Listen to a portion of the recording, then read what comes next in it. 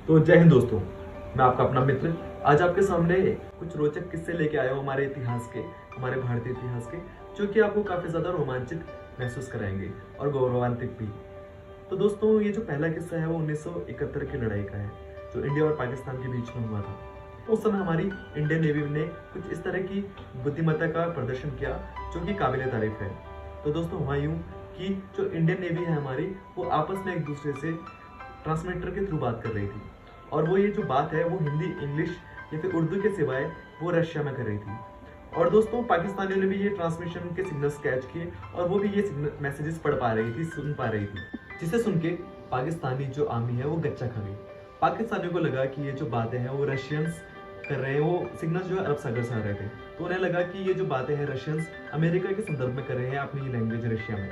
तो जिसके बाद जो हमारे भारतीय सेना का पलड़ा एकदम भारी हो गया, और जैसा कि आप सभी जानते हैं 1971 की लड़ाई भारत ने जीती।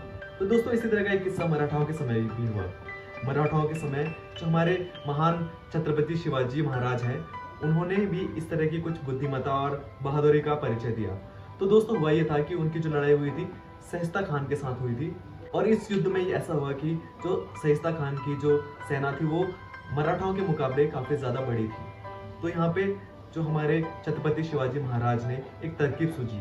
उन्होंने ऐसा किया कि जो जितने भी कैटल्स होते हैं, जो कि गाय, भैंस वगैरह, जो भी सांड वगैरह जो भी होते हैं, तो उनके जो सिंगों में उन्होंने मशाल जला के नीचे की तरफ भेजे। ये लड़ाई बेसिकली रात को हो रही थी, तो उन्होंने मशाल जला दी, और सस्ता खान की सेना को लगा कि ये तो युद्ध में ये तो संख्या में बहुत ज्यादा है, और वो पीछे हट गए, और यहाँ पे हमारे मराठा सहिस्ता खान पे भारी पड़ गए। दोस्तों, मेवाड़ी तो इससे 2 कदम आगे थे।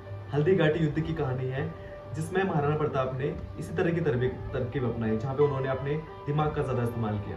तो दोस्तों, हुआ क्यों कि जो घोड़े थे, उन्होंने अपने घोड़े को हाथी का मास्क लगाया, हाथी की चेहरे पे हाथी का मास्क लगाया, जिससे जो सामने सेना के जो घोड़े वगैरह थे वो उनको एकदम बिदक जाते थे उनको देख के। तो दोस्तों, इसका काफी ज्यादा फायदा मिला महाराणा प्रताप को, और इससे ये भी परिचय हुआ कि हमारे जो शासक थे, हमारे जो देश के सेना है, वो कितनी बुद्धिमत्ता के साथ काम करती है। तो दोस्तों, आपको इस तरह की रोचक कहानियां, रोचक तथ्य पसंद आते हैं तो आप मेरे चैनल को लाइक, शेयर और सब्सक्राइब कर सकते हैं। तो मिलते रहेंगे दोस्तों, तब तक के लिए जय हिंद, जय भारत।